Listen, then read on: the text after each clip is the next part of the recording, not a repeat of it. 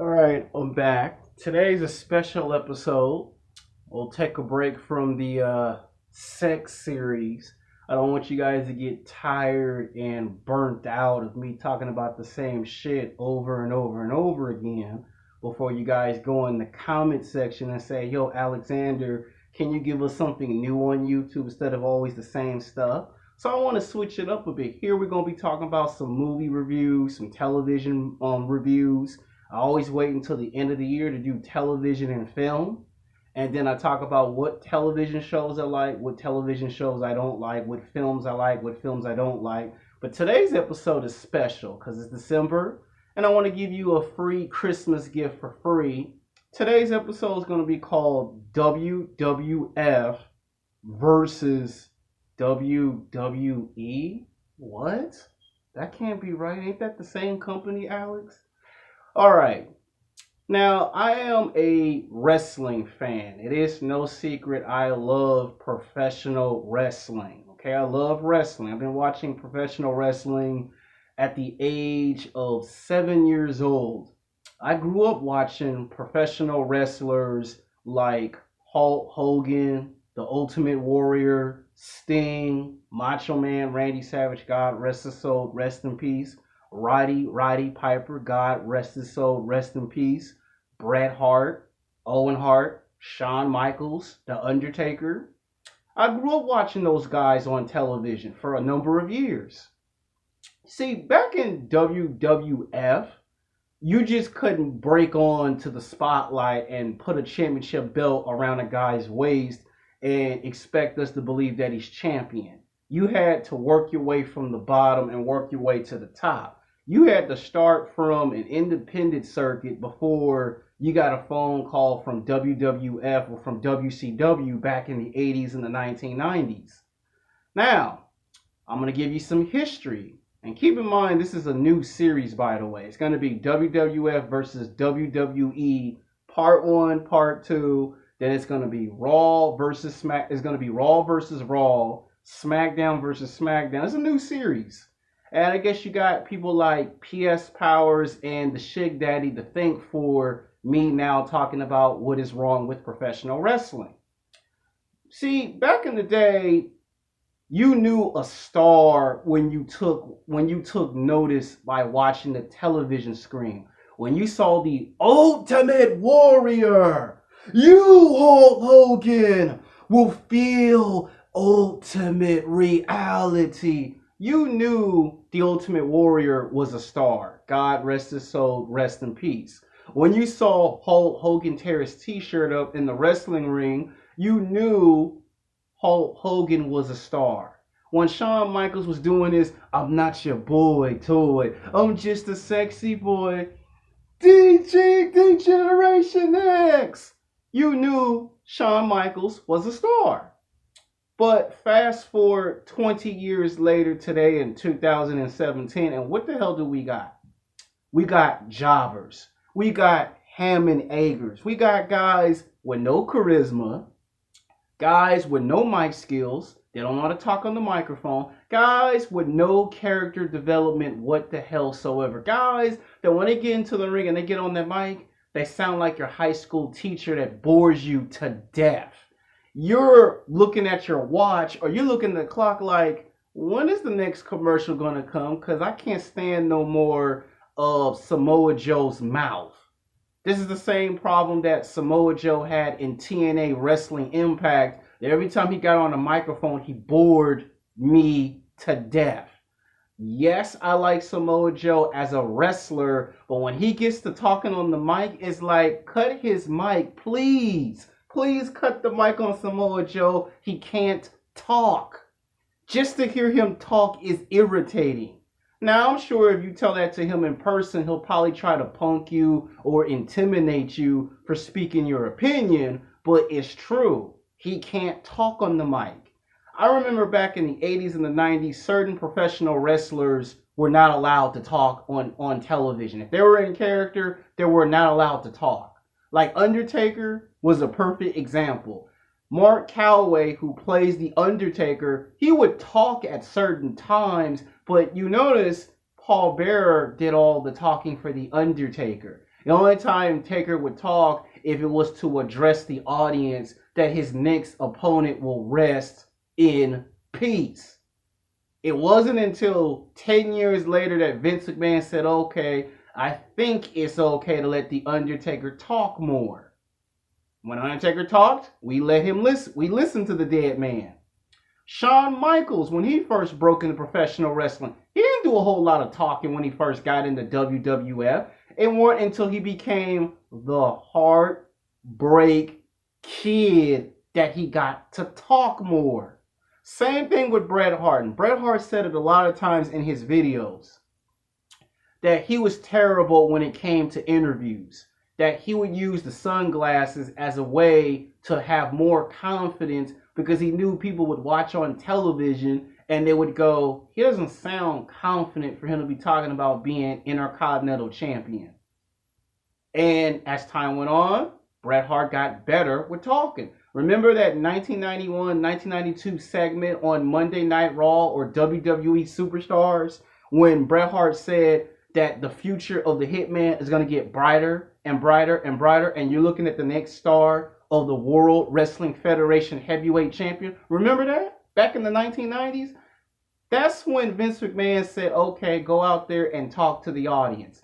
Even though Jim Hellray, aka the Ultimate Warrior, wasn't that good on the mic, at least you could kind of understand where the Ultimate Warrior was coming from with his viewpoints. You look at guys like Dean Ambrose on the mic and you're like, somebody kill me with a Mack truck already. I like Dean Ambrose, I do, but he can't talk on the mic. It's like, as soon as he get on the mic, he doesn't know if he believes in what he says or he's afraid to go backstage and say, you got me looking like a jackass and the kids is laughing at me, and how do I respond to that? And I'm pretty sure Dean Ambrose knows at this point he sucks on the mic. And I'm pretty sure he's trying to backstage to plead with Vince McMahon and the board of directors and the creative writing team, write better material for my character. If he's going to be called the Fringe Lunatic, that's a nickname. That's not a character, that's a nickname. Now, when you heard the name Psycho Sid, he would get all types of nicknames. The Master of the Universe, the Justice of Fear. Who is the Master? And when Sid came to the ring and he had an intimidating presence, nobody booed when Psycho Sid came out to the ring. Why can't you just take old little pieces of old segments from the 1990s and make him the next Psycho Sid? If you call Dean Ambrose the Fringe Lunatic, he has to do stuff that associates with being called the Fringe Lunatic.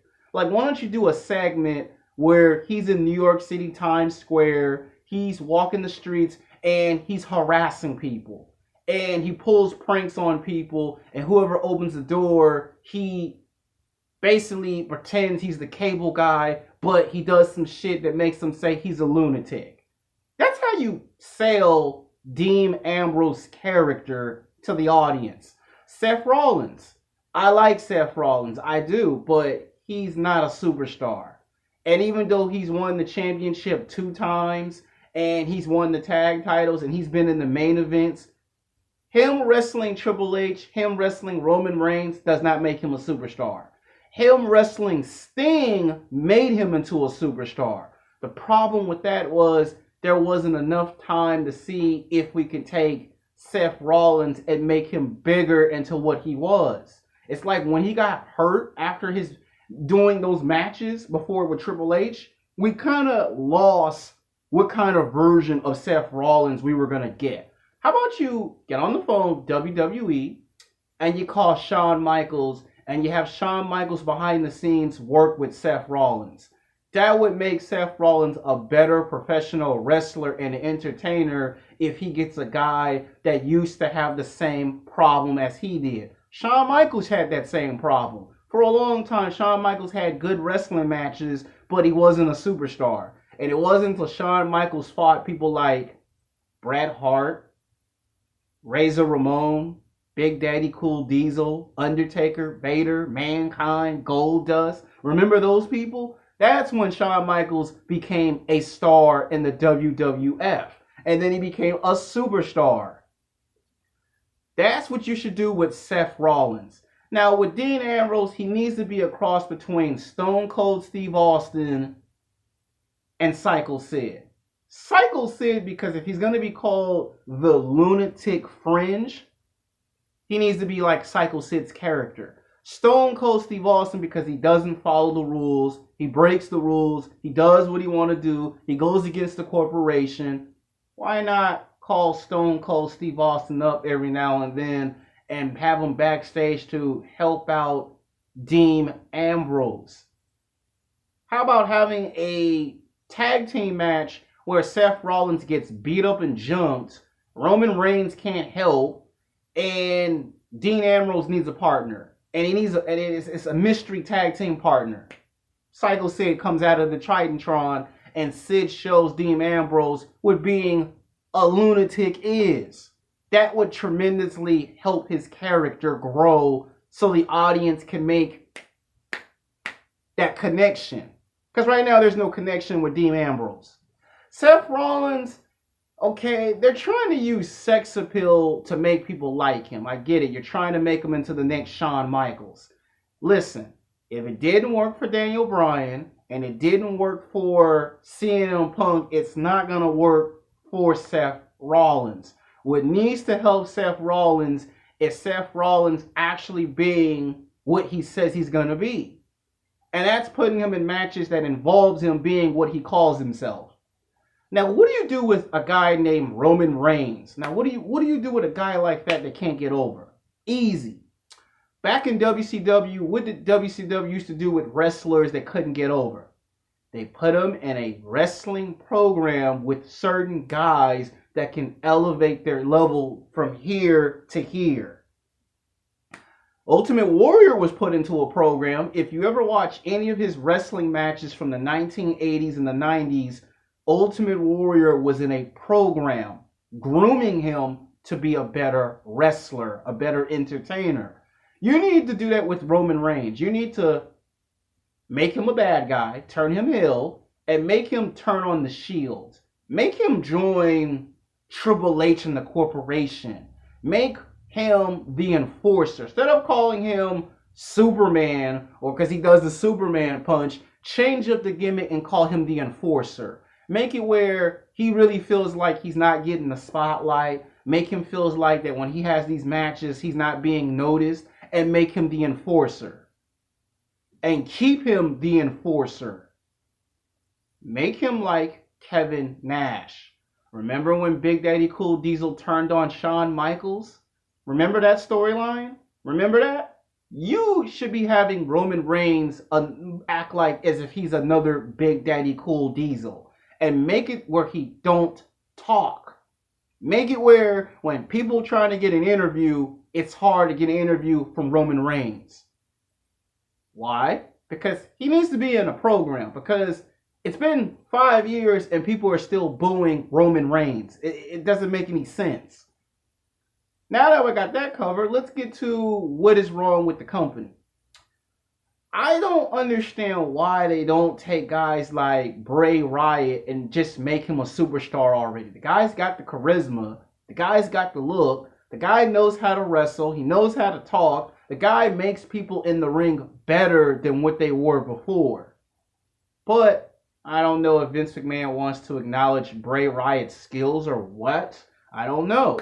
I mean, you had another one with Braun Strowman, but it seems like you don't know what to do with Braun Strowman. You let him wrestle every single week, and you put him in wrestling matches that make him look stupid and silly. It's like he can't gravitate towards anything because he looks silly when he does it. And I'm sure he knows he looks silly. And it's why I think he's getting frustrated, and he's trying to stay in character, but he's pissed. He doesn't get why he looks stupid on television. And he knows that's not what's... See, back, if you had guys like Bray Wyatt and Braun Strowman in the 80s and the 90s, Braun Strowman would be your heavyweight champion. And your Intercontinental champion would most definitely be Bray Wyatt.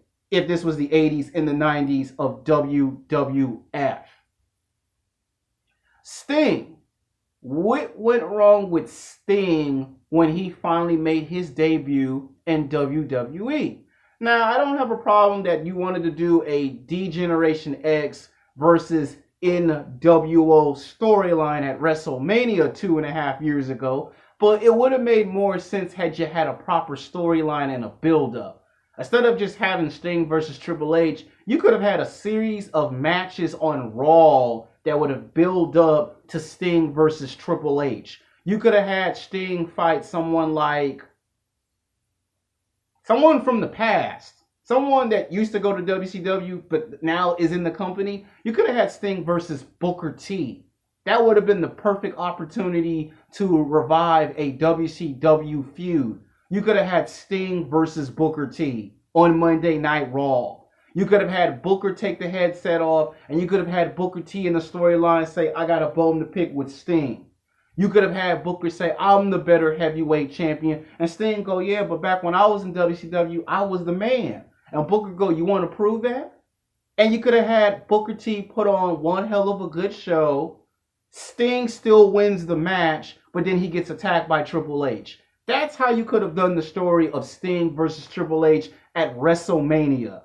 Then the second match on the second week on Raw, it could have been Sting versus The Big Show. Another classic WCW old school matchup. Okay, Sting wins that because it's Sting versus The Big Show. And you can then have Stephanie come out to distract Sting, and it almost gives Big Show the victory. And then the third week, you make Sting